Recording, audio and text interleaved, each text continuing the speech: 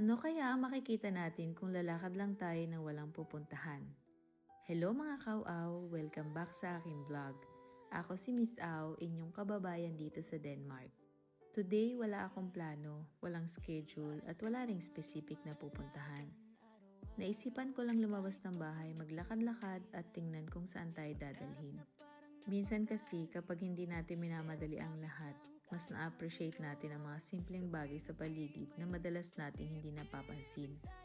Ang sariwang hangin, ang tahimik na paligid, at yung pagkakataon na makapag-relax kahit sandali. Habang naglalakad ako, napadpad tayo dito sa Oval. At alam nyo kung ano ang pinaka nagustuhan ko? Ang tahimik. Parang ako lang ang tao dito.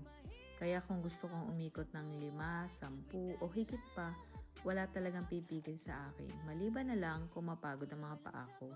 Habang umiikot ako, naisip ko minsan sa buhay hindi naman kailangan na laging may malaking plano. Hindi rin kailangan alam natin agad kung saan tayo pupunta. Ang mahalaga, tuloy-tuloy lang tayo sa paglakad at pag-abot sa mga bagay na gusto natin. At ayun na nga ang ating simpleng gala for today.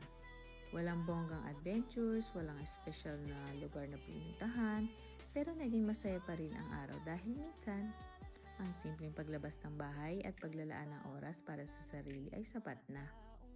Sana na-enjoy nyo ang pagsama sa akin sa maikling lakad na ito. Kung nagustuhan nyo ang vlog, don't forget to like, comment, and subscribe para mas marami pa tayong simpleng adventures together. Maraming salamat sa inyong panonood mga kauaw. Ingat kayo palagi, stay positive, and enjoy the little things in life. This is Miss Au from Denmark and I'll see you in my next vlog. Bye! Au au!